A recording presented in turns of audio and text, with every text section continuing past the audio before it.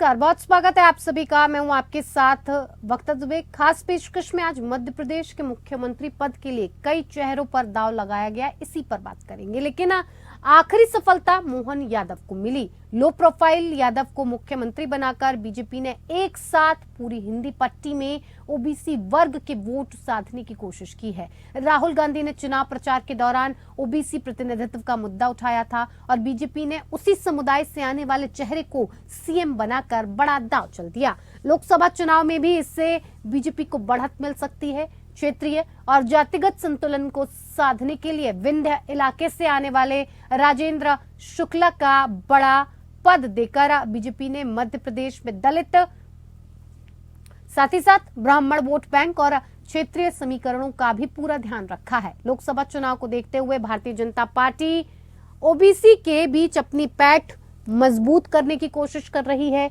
यादव पिछड़ों का एक प्रमुख समुदाय है। इसका प्रभाव मध्य प्रदेश के साथ साथ उत्तर प्रदेश और बिहार जैसे अन्य राज्यों में भी है। यादवों का वोट लोकसभा चुनाव में बीजेपी के लिए महत्वपूर्ण हो सकता है, खासकर उत्तर प्रदेश और बिहार में जहां यादवों की आबादी बड़ी है। दोनों राज्यों में 120 लोकसभा सीटें हैं। बीजेपी ने मोहन यादव के जरिए ये साफ कर दिया कि वो अपने नेताओं के किसी भी दबाव में नहीं आएगी। शिवराज सिंह चौहान एक लोकप्रिय मुख्यमंत्री थे और उनके समर्थकों ने उनकी मुख्यमंत्री के रूप में फिर से वापसी की मांग भी की थी। हालांकि बीजेपी ने अंततः मोहन यादव को मुख्यमंत्री के रूप में चुना, जिससे यह स्पष्ट हो गया कि पार्टी अपने निर्णय लेने में स्वतंत्र है। मध्य प्रदेश में मोहन यादव पर दांव लगाने से यह भी साफ हो गया कि बीजेपी राज्यों में अपने नेतृत्व को बदलने के लिए तैयार है। मोहन यादव शिवराज सिंह चौहान की तुलना में एक कम अनुभवी नेता हैं, लेकिन बीजेपी को मोहन यादव की नेतृत्व क्षमता पर भरोसा है। वो मध्य प्रदेश में पार्टी का प्रतिनिधित्व करने के लिए तैयार हैं।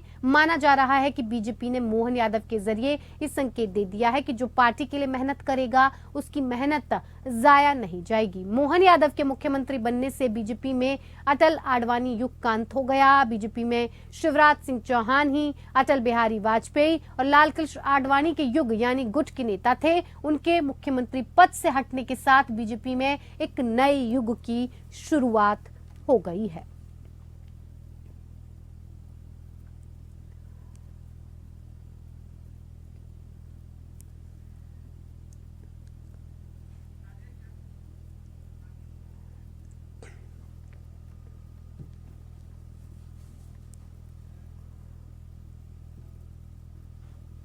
तो मोहन यादव के बहाने बीजेपी ने एक बड़ा दांव खेला है।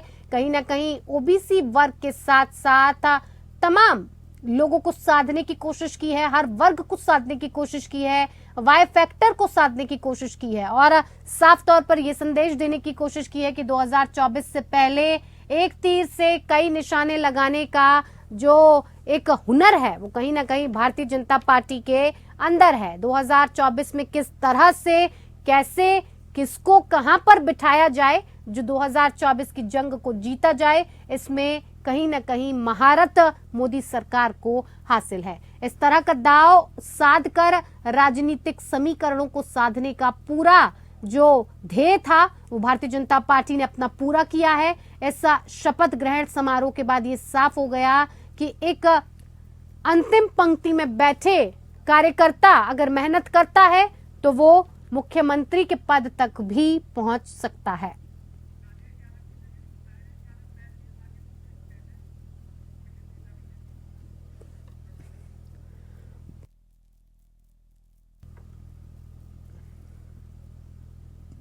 तो चलिए कार्यक्रम की शुरुआत करते हैं। हमारे साथ खास मेहमान जुड़ चुके हैं जिनसे मैं आपका परिचय करवा देती हूं। हमारे साथ मनोज पंडित बीजेपी से जुड़ गए हैं, बहुत स्वागत है सर आपका। राजेश यादव कांग्रेस नेता हैं जो हमारे साथ जुड़े, आपका भी बहुत स्वागत है। रवि अरोड़ा राजनीतिक विश्लेषक के तौर पर हमारे साथ जुड़े हुए हैं, आपका भी बहुत स्वागत है। सबसे पहले सवाल मनोज पंडित जी आप ही से कर लेते हैं। एक तीर से कई निशाने लगाने का महारत भारतीय जनता पार्टी को हमेशा से दिया जाता रहा है। अब मोहन यादव को मध्य प्रदेश की कमान देने के बाद ये माना जाए कि कहीं ना कहीं वाई फैक्टर को, ओबीसी फैक्टर को आपने साध लिया, 2024 की तैयारी पूरी कर ली। वक्ता जी देखिए, ये आपका नजरिया कुछ और है और पार्टी का नजरिया कुछ और है। हम लोग जाति धर्म का काम नहीं करते। हम लोग तो जो हमारा नारा है भारतीय जनता पार्टी का, सबका साथ सबका विकास सबका विश्वास की नीति पे काम करते हैं और उसी नीति के तहत सारी चीजें की जा रही है। आपको याद हो हम लोग एक बार डिबेट में बैठे थे आपके साथ ही, तो ये डिसाइड हो रहा था कि पुराने लोगों को बनाएंगे और चीजें ऐसे करेंगे और सब चीजें। मैंने कहा कि ये भारतीय जनता पार्टी में हर व्यक्ति पार्टी का कार्यकर्ता है पहले, उसके बाद पदाधिकारी है, चाहे वो कोई भी हो। आप देखिए गृह मंत्री से लेके और जो सारी चीजें हैं वो भी उन्होंने भी दिल्ली में पर्चे बांटने का काम किया और इतनी मेहनत की कि जैसे एक आम कार्यकर्ता करता है। तो यहाँ पर ना वंशवाद की बात होती है ना जातिवाद की बात होती है, यहाँ पर कर्मठ और ईमानदार कार्यकर्ता की बात होती है जो भारतीय जनता पार्टी करके दिखाती है। आप ये देखिए तीनों राज्यों में नए मुख्यमंत्री, नए चेहरे, नई चीजें और नए जो जनता से वादे किए गए थे, जो मोदी की गारंटी जो हमारा नारा था, उस नारे को कैसे हम लोग जनता तक उसको खरा उतरेगा वो नहीं। मनोज जी ये बात आपकी सही है कि भारतीय जनता पार्टी ने कहीं ना कहीं एक कार्यकर्ता को अंतिम पंक्ति से उठाकर ये संदेश देने की कोशिश की है कि नए चेहरों को आगे आने का पूरा हक है। जिस तरह से वो आगे बढ़ रहे हैं, अपना काम कर रहे हैं, मेहनत कर रहे हैं, तो नए लोगों को कार्यकर्ता के तौर पर सीएम पद पर भी बिठाया जा सकता है। लेकिन अब इस बात से कैसे इनकार कर सकते हैं कि भारतीय जनता पार्टी की ये रणनीति बिल्कुल नहीं रही है कि किसी भी जातिगत समीकरण को साधा जाए। इस बात से आप इनकार कर रहे हैं सर? देखिए हर वक्ता जी हर जाति का प्रतिनिधित्व होना चाहिए ना। हाँ, अरे सर तो यही तो सवाल मैंने किया था आपसे स्टार्टिंग में।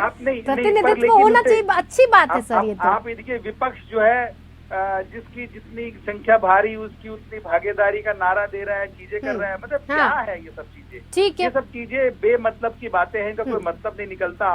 अगर कोई भी संगठन में है और कोई भी किसी भी जाति धर्म से ताल्लुक रखता है तो पार्टी क्या उसको इग्नोर थोड़ी करेगी? आपकी काबिलियत को, आपकी मेहनत को, आपकी चीजों को कहीं ना कहीं जो है देखा जा रहा है, उनको काउंट। मेहनत के साथ साथ और भी बहुत कुछ देखा जा रहा है मनोज पंडित जी। मेहनत तो देखी जा रही है और भी बहुत कुछ देखा जा रहा है। चलिए हमारे साथ विजय कौशिक जी से बातचीत करूं उससे पहले मैं मनोज जी एक आखिरी सवाल आपसे करना चाहूंगी, 10 सेकंड में जवाब दीजिएगा। कांग्रेस पार्टी कह रही है कि अनुभव और तजुर्बे को आपने तिजोरी में बंद कर दिया है और एक ऐसे व्यक्ति को आपने मुख्यमंत्री बनाया जिसके पास कोई अनुभव नहीं, कोई तजुर्बा नहीं है। कैसे इतने बड़े राज्य की कमान संभालेंगे? उनके साथ साथ जो डिप्टी चीफ मिनिस्टर बनाए हैं वो सब बहुत अनुभवी हैं और ये भी अनुभवी हैं, ये भी मिनिस्टर रहे हैं, समय डिप्टी चीफ मिनिस्टर जितने हैं। और ऐसा नहीं है कि मुख्यमंत्री सरकार चलाता है, सरकार पूरा संगठन चलाता है, सरकार सारा मंत्रिमंडल चलाता है। ये कांग्रेस नहीं है, यहाँ पे प्राइवेट लिमिटेड कंपनी नहीं है कि जो ऑर्डर आ गया वो फॉलो करना है। यहाँ पे हर व्यक्ति की स्वतंत्रता है, हर व्यक्ति को अधिकार है और हर व्यक्ति मोदी जी के सपने, नारे और देश की तरक्की, ईमानदारी को आगे बढ़ाना है गुप्ता जी। उसके लिए कोई सूत्र नहीं होता, उसके लिए कोई चीजें नहीं होती, उसके लिए भाव चाहिए, भावना चाहिए जो व्यक्ति के अंदर होनी चाहिए। विजय कौशिक जी देखिए, बार बार कांग्रेस की तरफ से इस बात का सवाल उठाया जा रहा है, लगातार इस बात को कहा जा रहा है कि नए अनुभवी चेहरों को हटाकर नए लोगों को जगह देना कहीं ना कहीं एक तरह से जनता के साथ छलावा कर रहे हैं, अपनी मनमानी कर रहे हैं, जिसका मन आया उसको बिठा दिया। क्यों सर आपको ऐसा लग रहा है? क्या नए लोगों को प्रतिनिधित्व करने का मौका नहीं मिलना चाहिए? नहीं, बिल्कुल मौका मिलना चाहिए, लेकिन सवाल ये है कि भाई क्या वो व्यक्ति उस कुर्सी के योग्य है या नहीं है? क्या उसका विजन रहा है? क्या उसकी योग्यता रही है? क्या ये पैमाना नहीं रहना चाहिए क्या? सबसे बड़ी बात तो यही है। सर कोई भी नया काम अगर शुरू किया जाएगा तो उसमें योग्यता के साथ साथ कहीं ना कहीं से तो शुरुआत करनी पड़ेगी ना, चाहे वो जीरो से ही शुरू की जाए। देखो आपको मैं एक चीज बताता हूँ जी कि इतिहास इस तरह की बातों से भरा पड़ा है कि जब योग्य लोगों को कुर्सियों से विदेशी आक्रांताओं द्वारा हटाया गया और उनकी जगह डमी लोग बिठा दिए गए ताकि वो भारत के लोगों से कर की उगाही करके और विदेशी आक्रांताओं तक उनका हिस्सा पहुंचा सकें। तो सवाल ये है कि अयोग्य लोगों को बिठाया ही इसलिए जाता है। अब जैसे मैं हरियाणा का उदाहरण देता हूँ कि हरियाणा में किसी को पता ही नहीं था कि मनोहर लाल खट्टर कौन है कौन नहीं है, और उनको जो है सीएम बना दिया। तो आपका कहने का मतलब ये विजय कौशिक जी के मध्य प्रदेश में जो सीएम बनाए गए हैं डमी के तौर पे बनाए गए हैं, ये कहना चाहते हैं आप? देखिए मैं एक बड़ी सीधी सी बात कहता हूँ कि अगर आप योग्य आदमी को, जैसे मान लीजिए वसुंधरा राजे जी जब सीएम बनी थी राजस्थान की, तो केंद्र का जो गलत दखल है उसको बर्दाश्त नहीं करती थी। यही कारण था कि भी मोदी जी और अमित शाह जी की जोड़ी उनको चाहती नहीं थी कि वो सीएम बने, क्योंकि योग्य आदमी हमेशा अपनी बात पर अड़ जाता है सही बात के लिए। ठीक है। लेकिन आप अयोग्य आदमी को बना देंगे तो वो क्या है, आपकी हाँ में हाँ मिलाएगा। तो हम तो ये मानते हैं कि ये भाजपा के यशमैन है, मोदी जी के यशमैन है, और मोदी जी को ना प्रदेश से कोई लेना देना है ना देश से कुछ लेना देना है। ठीक है। वो एक राजशाही की तरह व्यवहार कर रहे हैं। ठीक है। और उसी राजशाही के व्यवहार के चलते जिस मर्जी को कुछ भी मर्जी बना देना, वो उनकी ताकत है। ठीक है सर। रवि अरोड़ा जी, देखिए आपने भारतीय जनता पार्टी के नेता को भी सुना, आपने विजय कौशिक जी जो प्रवक्ता हैं कांग्रेस के उनको भी सुना। क्या लग रहा है आपको, ये मनमानी चल रही है या भारतीय जनता पार्टी ने जिस तरह से सभी वर्गों को साधने का एक जो दाव चला है वो 2024 में कहीं ना कहीं रंग लाएगा, और एक तरह से ये जो युवा हमारे भारत देश के हैं उन तक एक ये संदेश पहुंचाने की कोशिश है कि युवाओं के लिए जो एक नई सोच की जरूरत है वो हम आगे ला रहे हैं? जी बिल्कुल वक्ता जी, देखिए इस बार जो जीत मिली है वो पूरी तरह से मोदी जी की गारंटी पर जीत मिली है, और यह साबित ये हो गया है कि जिस प्रकार से एक तिगड़ी हम कह सकते हैं जिसमें शिवराज सिंह चौहान भी थे, जिसमें वसुंधरा सिंधिया भी थी और रमन सिंह भी थे, यह अटल अडवाणी के जमाने की थी। इनको पूरी तरह से दरकिनार करके नई युवा चेहरों को आगे लेकर आया गया है। और सबसे बड़ी बात बीजेपी ने यह दिखाने की कोशिश की है कि एक तरफ जहां वो नए लोगों को, उन लोगों को जो कतार में थे लेकिन उनका कहीं तक कोई नाम नहीं था, उनको उठाकर कहीं ना कहीं सत्ता के ताजपोशी की है। उसके अलावा उन्होंने यह भी मैसेज देने की कोशिश की कि कहीं ना कहीं जो हिंदुत्व की अब तक बात होती थी उसके साथ अगर जातीय समीकरण का तड़का लग जाए, बात समझिए, क्योंकि एक यादव मुख्यमंत्री मध्य प्रदेश को देकर बिहार और उत्तर प्रदेश की राजनीति पर पूरी तरह से यादव का जिस प्रकार से एक लगातार विपक्षी पार्टियों के पास एक मोहरा हुआ करता था, वो अब साधने की कोशिश की गई है। वहीं बात करें एक्सपीरियंस की कि जिस प्रकार से नया चेहरा है, क्या ये जिम्मेवारी निभा पाएंगे, तो देखिए योगी आदित्यनाथ, जब आपको याद होगा, उत्तर प्रदेश के मुख्यमंत्री के तौर पर कोई सोच भी नहीं सकता था कि उनका नाम आगे आ सकता है, पर उनको मुख्यमंत्री बनाया गया। और एक अनुभवी, मैं समझता हूँ शायद इतना अनुभवी कि जिन्होंने उत्तर प्रदेश के अंदर न सिर्फ लॉ एंड ऑर्डर बल्कि वहाँ की व्यवस्था में भी बहुत ज्यादा सुचारू रूप से काम किया, और विपक्ष भी कहीं ना कहीं इस बात को दबे शब्दों में कहता है। पर ये अपने आप में बहुत बड़ी बात रहेगी कि आने वाले टाइम में जो मुख्यमंत्री बनाए गए हैं वो कितना काम करते हैं या नहीं करते हैं। लेकिन यह तय है कि कहीं ना कहीं विपक्ष को भी लग रहा है कि जिस प्रकार से वसुंधरा राजे सिंधिया ने खुद नाम पेश किया बैजनाथ शर्मा का, जिस प्रकार शिवराज सिंह चौहान ने नाम पेश किया मोहन यादव का, और जिस प्रकार से विष्णुदेव साय का नाम खुद रमन सिंह ने पेश किया, ये अपने आप में बहुत बड़ी बात है कि पार्टी के अंदर पूरी तरह से लगाम लगी हुई है और पूरी तरह से मोदी जी के पीछे लगे हुए हैं सभी, मतलब किसी प्रकार का कोई दोष नहीं है। यानी कि किसी प्रेशर पॉलिटिक्स की तरफ इशारा ना करते हुए साफ कर दिया है भारतीय जनता पार्टी ने कि किसी के दबाव में आकर तो राजनीति बिल्कुल नहीं की जाए। लगातार हमारे साथ खास मेहमान जुड़े हुए हैं, इस बात को लेकर चर्चा हो रही है कि मध्य प्रदेश में नए चेहरों को जिस तरह से आगे लाया गया है, छत्तीसगढ़ राजस्थान की बात हो, नए चेहरों को जिस तरह से आगे लाकर पूरी पॉलिटिक्स को बदलने की बात भारतीय जनता पार्टी की तरफ से की गई है, ये कितना चुनौतीपूर्ण आगे आने वाले समय में हो सकता है या फिर 2024 के लिए हो सकता है? देखिए मनोज पंडित जी, अभी तक फिलहाल अगर बात समाजवादी पार्टी की जाए तो अभी तक उन्हें श्री कृष्ण के सपने आ रहे थे, लेकिन मोहन यादव को बनाने के बाद अब मोहन जी के सपने भी समाजवादी पार्टी को कहीं ना कहीं आने लगेंगे, क्योंकि आपने एक तरीके से देखा जाए तो ये साधने की कोशिश तो जरूर की है कि किस तरह से यादव वोट बैंक को साधा जाए, और कहीं ना कहीं अखिलेश यादव की इस बात को लेकर नींद भी उड़ सकती है कि अब यादव वोट बैंक का सबसे बड़ा चेहरा कहने वाले समाजवादी पार्टी के सामने एक बड़ी चुनौती है। इस चुनौती के साथ ही आपके लिए भी सर एक चुनौती है कि नए चेहरे को सामने लाकर क्या वो वादे दावे जो मोहन यादव जी हैं वो पूरे कर पाएंगे, लाडली बहनों का जो प्यार था वो उन्हें मिल पाएगा, इतने केंद्रीय मंत्री आपने उतारे थे मध्य प्रदेश में, उन इतने अनुभवी लोगों के साथ समन्वय बैठ पाएगा? आप देखिए वक्ता जी, यही तो एक चीज है कि मोदी है तो मुमकिन है, और ये एक राजनीतिक नई परिपाटी है। आप देखिए जैसे भी बोला उन्होंने कि खट्टर जी का नाम ही नहीं पता था, आप तो स्वयं मीडिया में आप देखिए ना, पिछले 8 दिन से सिर्फ एक ही चर्चा थी, कौन मुख्यमंत्री और जिन लोगों का नाम सिर्फ मीडिया ने रेस में था। हाँ। आप जितने आकलन लगाए जा रहे थे क्या उसमें से एक भी नाम आया किसी भी तीनों प्रदेश में से किसी में भी? बिल्कुल। तो इससे ये साबित होता है कि भारतीय जनता पार्टी का काम करने का तरीका बिल्कुल डिफरेंट है। वो देश हित में काम करना चाहती है, देश की तरक्की के लिए काम करना चाहती है और आखिरी पायदान पे बैठे हर उस कार्यकर्ता को सम्मान भी देना चाहती है जिसमें काबिलियत है कुछ कर गुजरने की। लेकिन सर ये चुनौतियां भी बड़ी है ना, कैसे पूरी होंगी सर?